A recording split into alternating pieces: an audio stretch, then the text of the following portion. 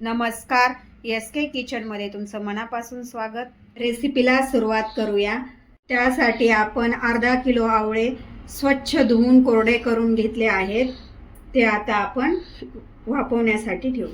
आवळे आपण कुकरमध्ये घालणार आहोत। त्याच्यासाठी थोडंसं पाणी, कुकरमध्ये स्टँड ठेवू। हे सर्व आवळे आपण डब्यामध्ये ठेवून घेऊ।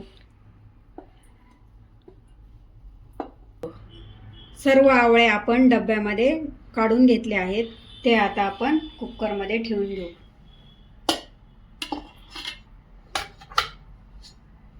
कुकरला आता झाकण लावून घेऊ।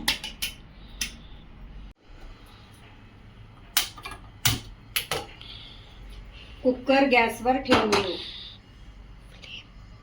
मध्यम गॅसवर 3 शिट्ट्या काढून घेऊ।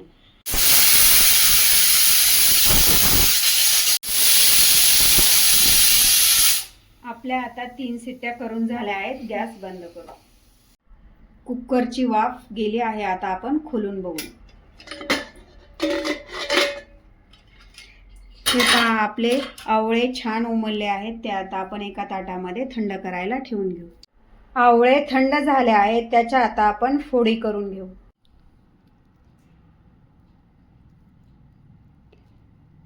आवळे छान उमलल्यामुळे फोडी ह्या अलगद अशा काढता येतात। हे पहा, आवळ्याच्या फोडी करून झाल्या आहेत। गॅसवर कढई ठेवून घेऊ। कढईमध्ये आपण साखर घालून घेऊ। अर्धा किलो आवळ्यासाठी आपण अर्धा किलो साखर घातली आहे। आवळे टाकून घेऊ।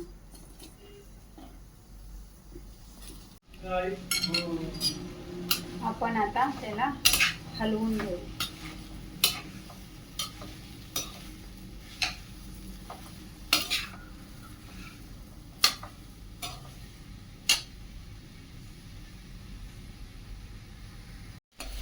सुरुवातीला हे सतत हलवायचं।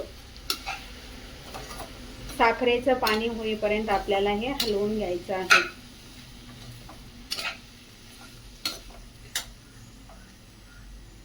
सुरुवातीला गॅस थोडा मोठा ठेवायचा।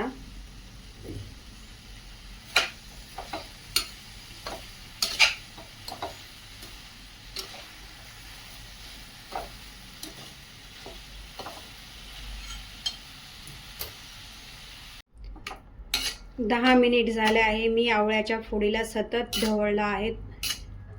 तर बघा आता साखरेला कसं पाणी सुटलं आहे। आणखी 10 मिनिट आपण शिजवून घेऊ।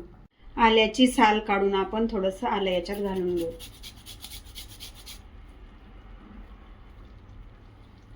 मिक्स करून घेऊया। जवळपास आपला मोरावळा होतच आला आहे।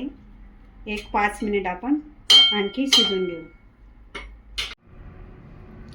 आवळ्यामध्ये आपण विलायची टाकून घेऊ। ते चांगलं मिक्स करून घेऊ आणि आणखी 5 मिनिट आपण हे शिजवून घेऊ।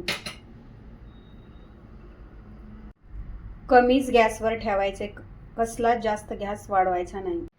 हे पहा, आपला मोरावळा झाला आहे। आता आपण गॅस बंद करून घेऊ आणि 30 मिनिटे याला थंड करण्यासाठी ठेवू। मोरावळा बनवण्यासाठी आपल्याला एकूण 30 मिनिट लागले आहेत। मोरावळा थंड झाला आहे, तो एका प्लेटमध्ये काढून घेऊ।